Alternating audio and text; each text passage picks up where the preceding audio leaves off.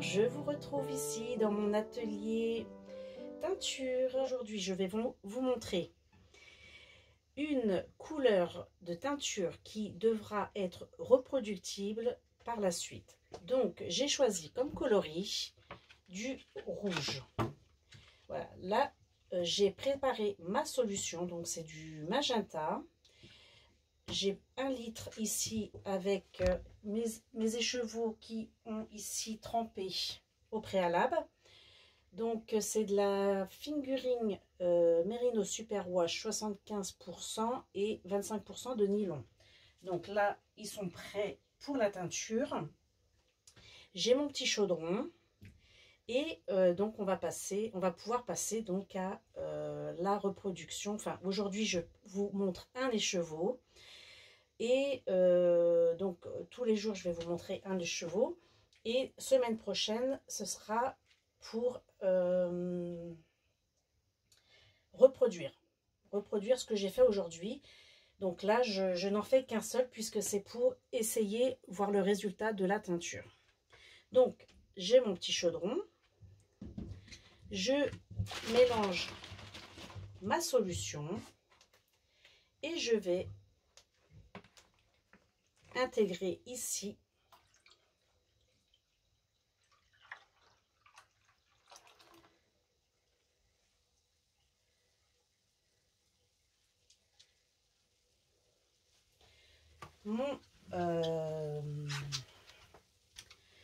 ma solution à l'eau. Et donc j'utilise principalement de l'eau de pluie. Donc là je vais remettre un tout petit peu d'eau pour récupérer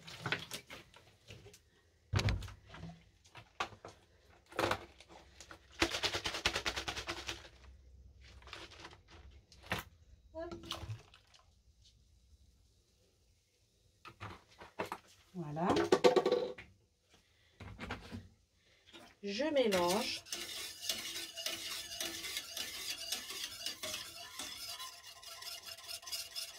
Donc rouge magenta, enfin c'est rouge, c'est magenta, c'est pas forcément rouge. Je dirais ça fait des teintures un peu dans les roses. Voilà, j'ai un petit machin là pour poser mon fouet pour pas en mettre partout. Et oui, on sera plutôt sur un rose au final. Donc c'est parti, je prends mon écheveau. Voilà. Donc, que j'ai préalablement sécurisé avec des sangles. J'ai mis des sangles pour éviter que ça ne s'en mêle. Et puis, on va le tremper tout simplement à l'intérieur. Donc, hop, voilà.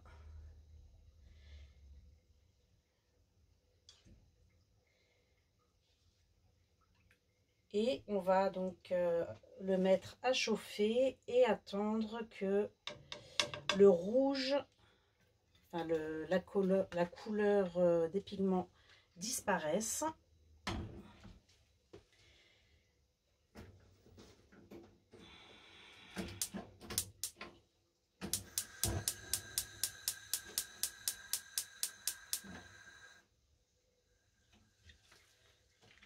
Donc voilà, je mets pas trop fort et on va devoir mélanger de temps en temps pour bien répartir les pigments. Et là on va avoir un joli rose bien comme il faut.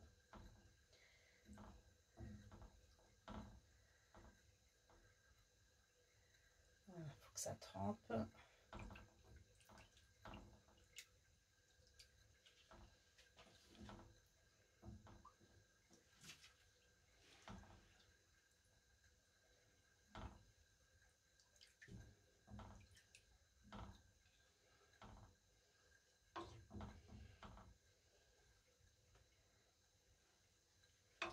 Je vous montre, hein, je ne sais pas si vous voyez, mais voilà, ça va être plus foncé que mes gants, donc vraiment dans un rose.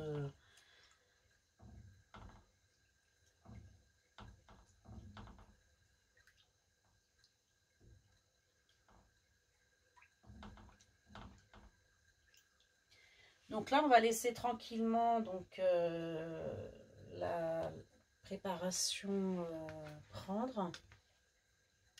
Et puis, je reviens vous montrer un peu l'avancée dans quelques minutes. Normalement, il faut compter une bonne demi-heure pour que la couleur prenne.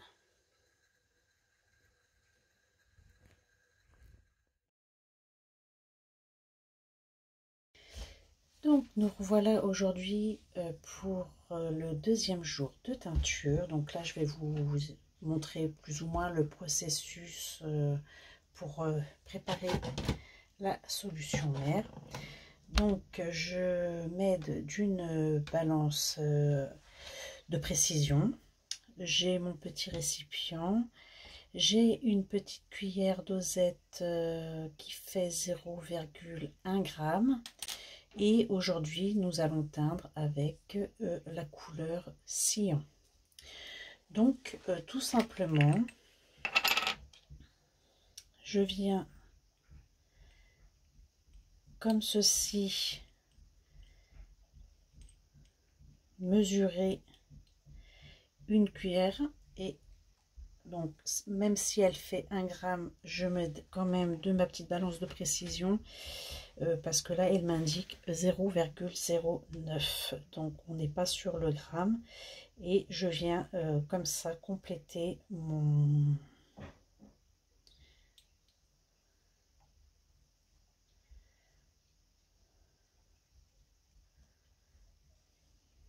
donc pour 100 g de laine il nous faut 10 g de pigment.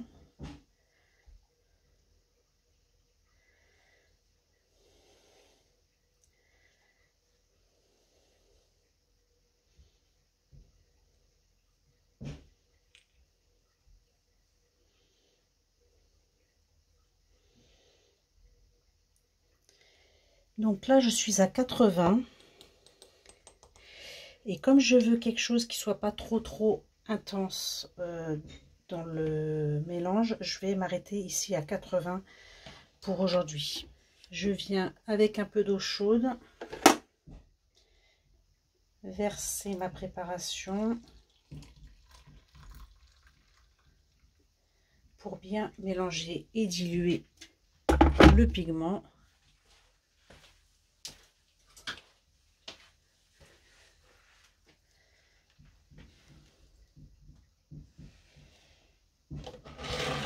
Donc, je vais la mettre de côté.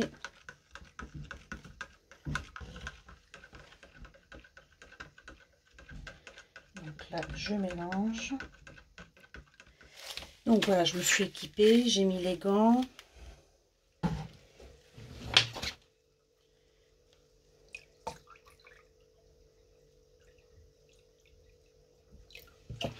Hop.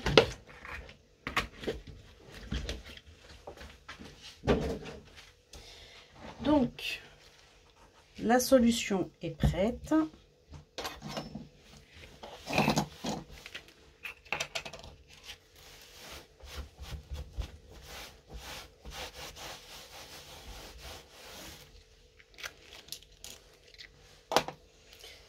Notre écheveau a préalablement trempé.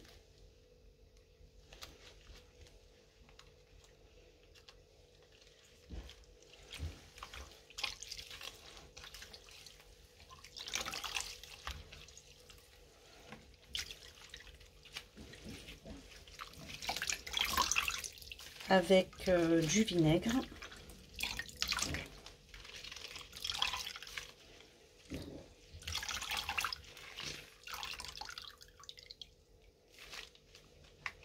Nous avons ici le récipient qui va venir nous servir pour chauffer la teinture.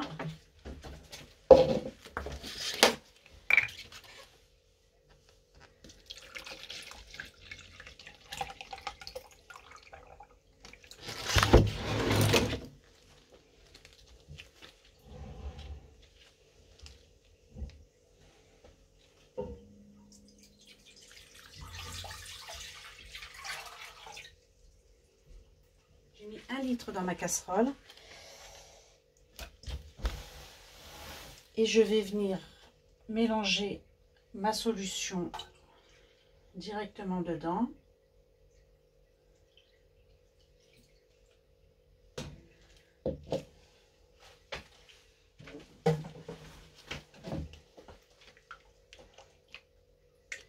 Là, je viens récupérer le reste des pigments.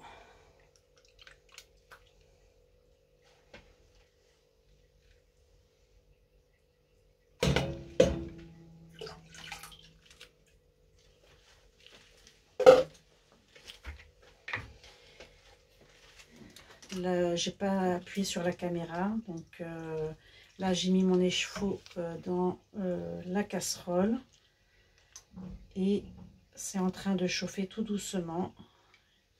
Et quand on aura une couleur claire au niveau de l'eau, je pourrai laisser refroidir mon écheveau, le rincer et le faire sécher.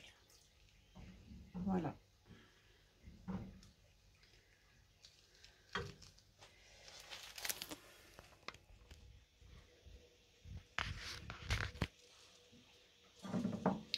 Donc on est encore,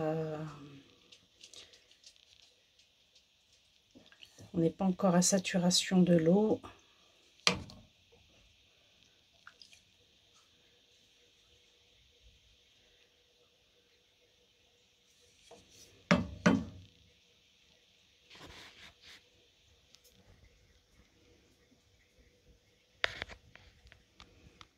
Donc voilà, ça y est, on a notre eau qui est devenue toute claire.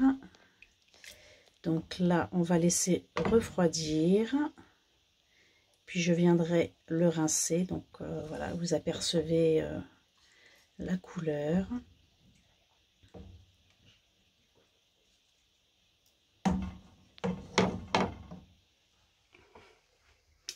Donc je vais vous montrer le résultat de la teinture d'hier qui était la couleur magenta. Voilà ce qu'on a réussi à obtenir.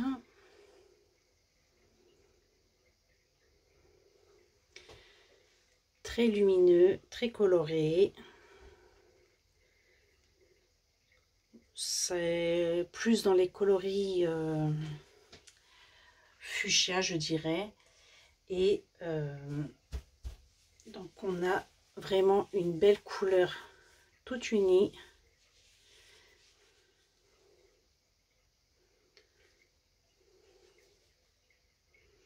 Ouais, je prendrai une photo des chevaux avec un meilleur rendu.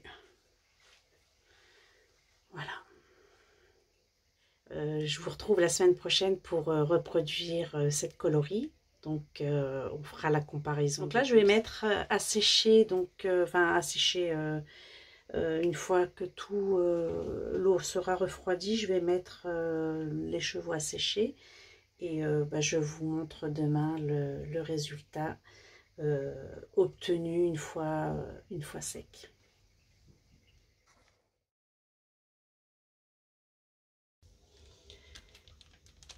Bienvenue dans l'atelier pour ce 3e jour. Aujourd'hui, je vais faire une couleur unie et reproductible, donc à partir de jaune. Donc j'ai préparé ma solution.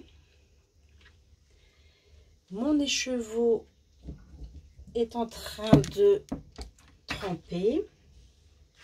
Et ma gamelle est prête à recevoir l'ensemble pour pouvoir procéder à la teinture.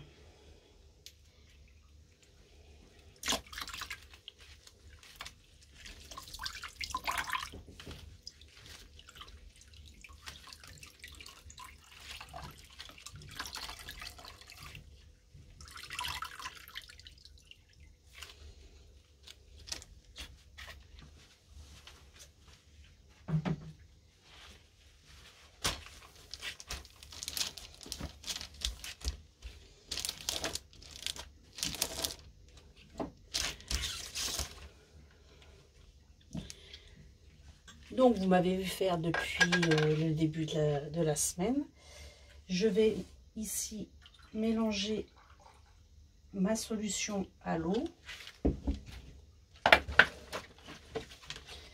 Donc j'utilise de l'eau de pluie.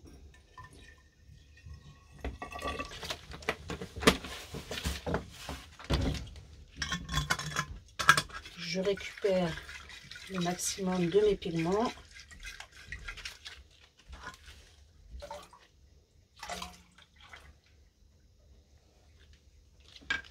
Voilà. On remue pour bien mélanger.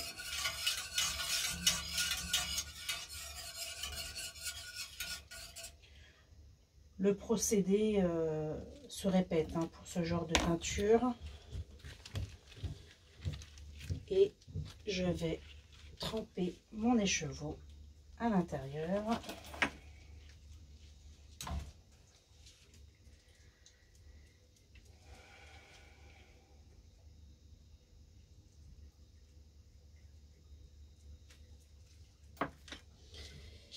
Donc, j'ai mis tout doucement. Je vous montre la couleur.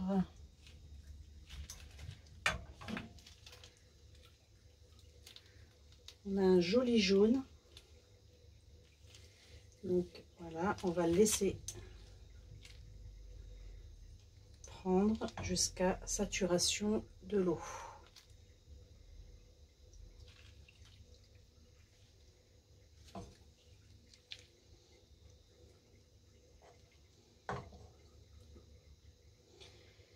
Donc le thème que j'ai utilisé cette semaine, pourquoi j'ai choisi ces trois couleurs? Pour partir sur un classique des couleurs primaires, rouge, bleu et jaune. Voilà, ce sera donc les couleurs principales reproductibles. Donc ça, vous le verrez semaine prochaine. Je vous referai un petit atelier teinture pour reproduire les écheveaux. Vous percevez ici le bleu hier qui a été teint. Vous n'avez pas le même retour bleu, c'est pas du tout pareil. C'est un bleu, là vous l'avez foncé, mais c'est un bleu plus clair, un peu plus clair. Donc de toute façon je vous ferai un petit topo, là il est encore en train de sécher. Je vous referai un petit topo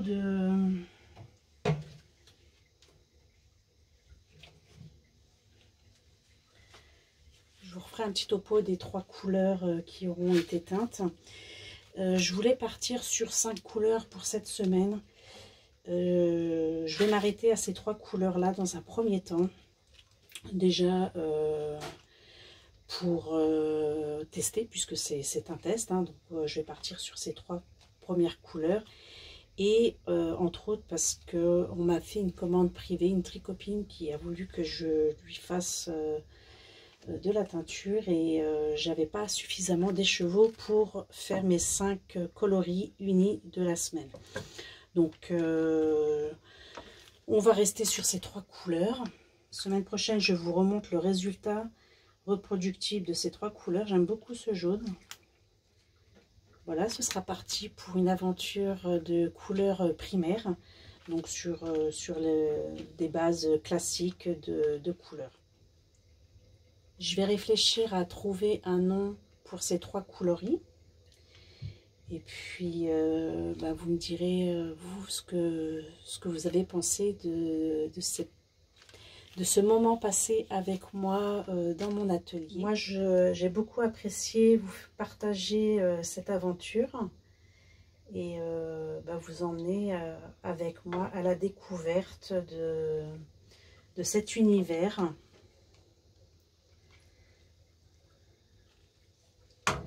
J'aime beaucoup le jaune.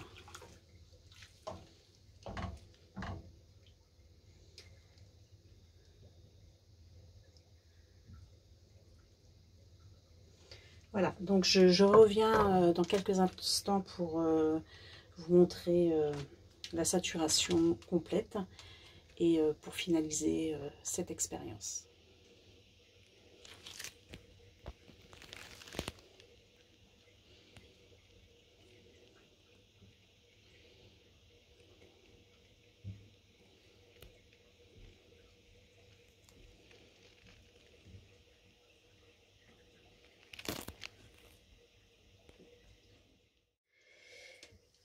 Voilà, donc l'eau est devenue transparente. Nous avons ce joli jaune qu'on va laisser refroidir, puis rincer et sécher. Et je vous montre le résultat final un peu plus tard dans une autre session vidéo. Bonjour, de nouveau, je viens aujourd'hui donc vous présenter le résultat des coloris que j'ai réalisé avec vous tout au long de ces 3 jours, lundi, mardi, mercredi. Aujourd'hui, nous sommes jeudi. Donc voilà, vous avez pu voir un peu le processus et le déroulement de ces teintures. Je viens vous montrer ici le résultat. Donc tout d'abord, donc la première couleur qui a été dévoilée pour vous, j'ai choisi dans les tons rouges. Donc j'avais de la poudre de coloris magenta que j'ai dissous dans l'eau et donc après on a mis les chevaux et on a obtenu donc une couleur que j'ai appelée cœur de rubis. Donc je vous montre ici, mais je ne sais pas si vous allez avoir le bon retour. Voilà ce qu'on a. Donc là, vous voyez bien effectivement qu'il est plus dans les tons roses que rouges, comme vu précédemment sur les vidéos. Donc peut-être avez-vous ici la bonne couleur, mais dans tous les cas je vais essayer de prendre chaque écheveau individuellement pour essayer de prendre au mieux le résultat de ces couleurs. Donc voilà, cœur de rubis. Pour moi, cœur de rubis évoque quelque chose de précieux, avec cette couleur, vous voyez, qui est assez brillante, donc qui reflète un bijou, et tout en élégance. Voilà, vous voyez bien. Donc c'est de la fingering mérinos, 75% mérinos, pardon, et 25% de laine. Voilà, donc pour cette ce premier essai teinture.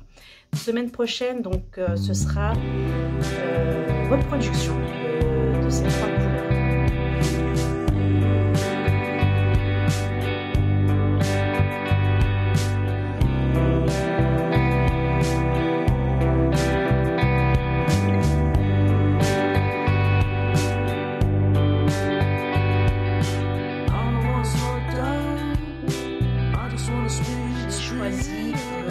La couleur bleue, donc cyan, qui ben voilà, hein, qui nous a donné une coloris que je nomme Topaze élégante. Donc voici ce bleu.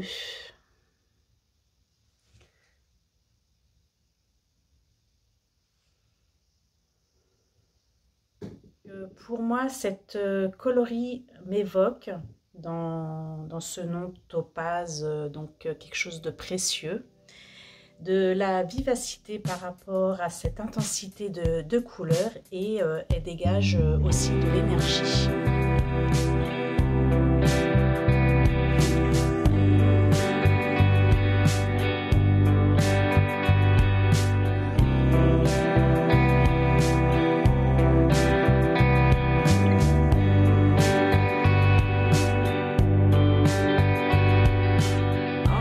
Troisième couleur, vous avez vu le jaune que je nomme bouquet de Mimosa. Donc un joli jaune, j'adore vraiment ce jaune. Voilà, un joli jaune, bouquet de Mimosa. Et cette couleur m'évoque donc de la lumière, bien sûr, et quelque chose de délicat comme le Mimosa qui est fragile, et cette couleur chaleureuse qui représente le soleil, ce jaune lumineux.